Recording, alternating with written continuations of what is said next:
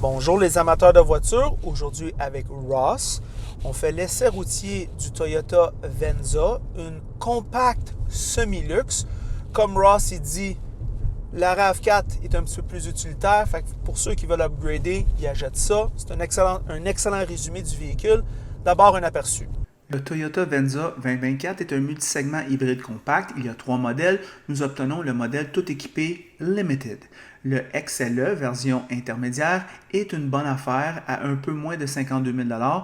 Le modèle tout équipé est un peu moins de 56 000 $. Nous avons le son JBL, un toit panoramique avec Frost Stargaze. J'en reparle plus tard. Affichage tête haute, siège chauffant et refroidissant Softex, aide à la conduite, insonorisation avancée et conduite en douceur. Il s'agit d'un ensemble complet. La motorisation hybride est une aubaine. Une transmission ECVT, un moteur Toyota 2.5 litres, 5.9 litres en ville, 6.4 litres sur l'autoroute, ce sont des bons chiffres.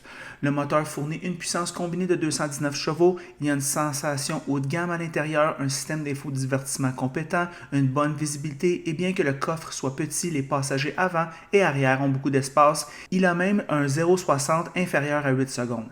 C'est le véhicule le plus sous-estimé du marché, un top 3 sans aucun doute. Alors nous voilà de retour. Ross, qu'est-ce que tu en penses de ce véhicule-là? Bien évidemment, on est à la deuxième génération de la Toyota Venza. Toyota Venza qui est plus un genre multisegment VUS, première génération qui ressemblait plus à une familiale. Ouais. Fait que je pense qu'on s'est vraiment là, penché dans la bonne direction chez Toyota pour aller chercher un peu plus de consommateurs. Top Safety Pick selon les DHS, fait que véhicule sécuritaire en cas d'impact. La braquette de prix, selon la version choisie, 45 502 $ à 55 202 $. Le modèle choisi, le modèle d'essai qu'on a cette semaine, est de 54 314 $.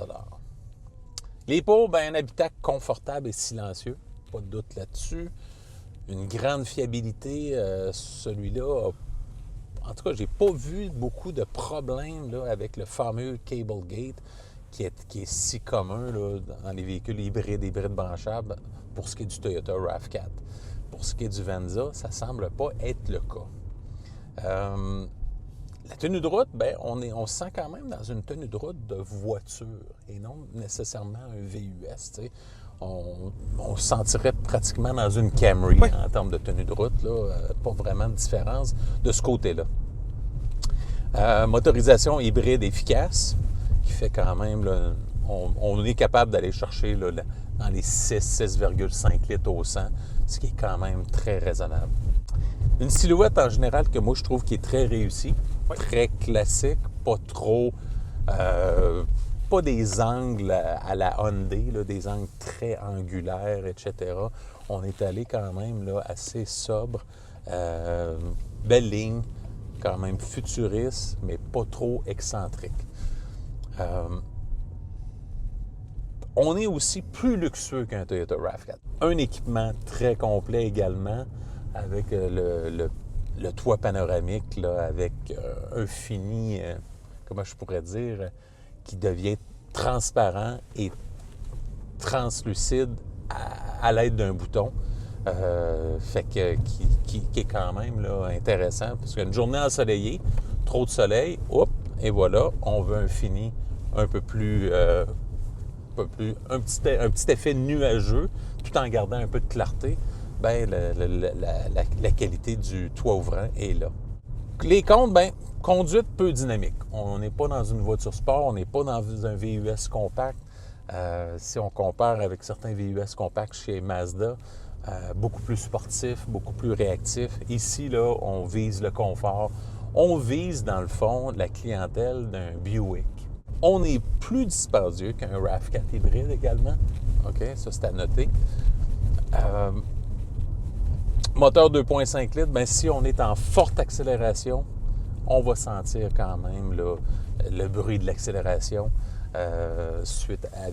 jumelé à la transmission CVT. Fait que de ce côté-là, lors de fortes accélérations, on va sentir le bruit à l'intérieur de l'habitacle. Pas de capacité de remorquage. Visibilité arrière qui est un peu réduite. OK, par sa ligne. L'espace coffre est restreint également.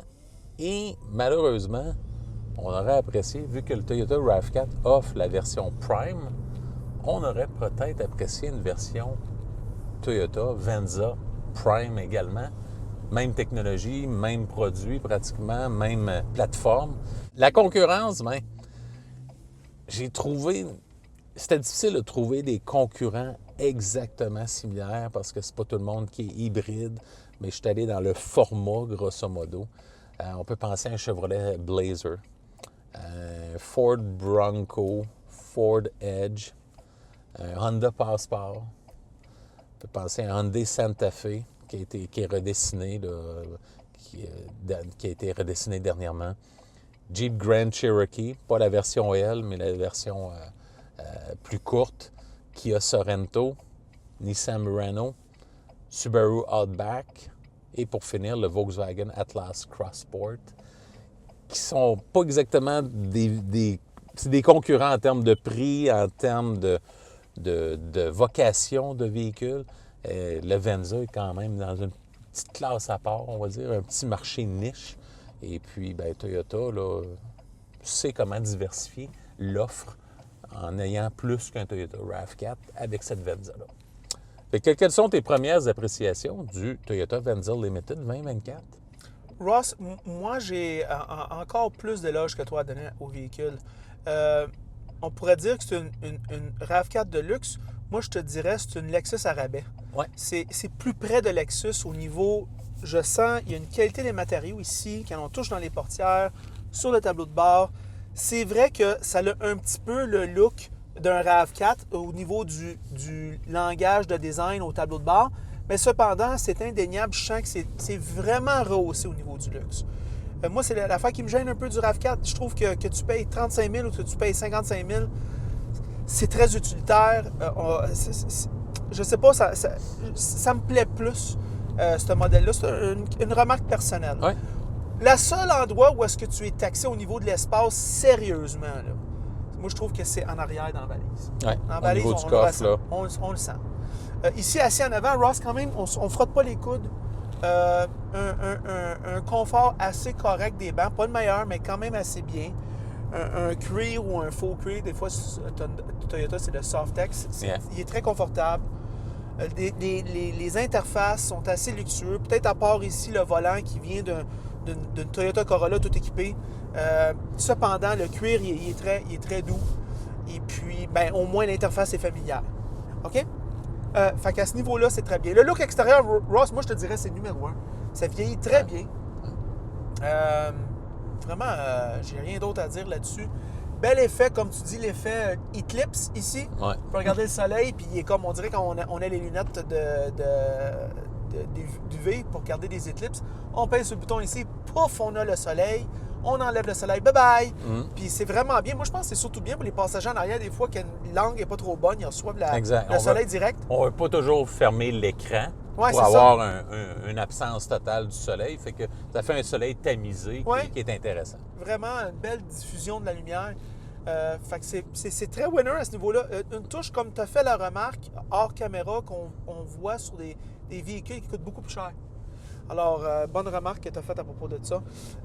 Ross, Toyota avec hybride, on va juste donner le crédit à Toyota. Moi, je m'en rappelle, il y a à peu près 1 an ou 2, je ne me rappelle pas trop quand les voitures électriques, on dirait qu'il y avait comme une espèce de buzz. Puis tout le monde disait, mon Dieu, Toyota, tu sais, de la patte, ils vont se faire larguer. Ouais. Puis ça, c'était la gang de chroniqueurs que moi, j'étais pas d'accord avec eux autres. Je pense que toi non plus, tu n'étais pas d'accord avec eux autres. Je trouvais que Toyota voyait clair dans le sens que la technologie, elle coûte encore très cher d'une pleine électrification. Puis l'hybride, ça faisait un beau pont au futur. Ouais. Et puis, ben aujourd'hui, je pense que Toyota est vainqueur.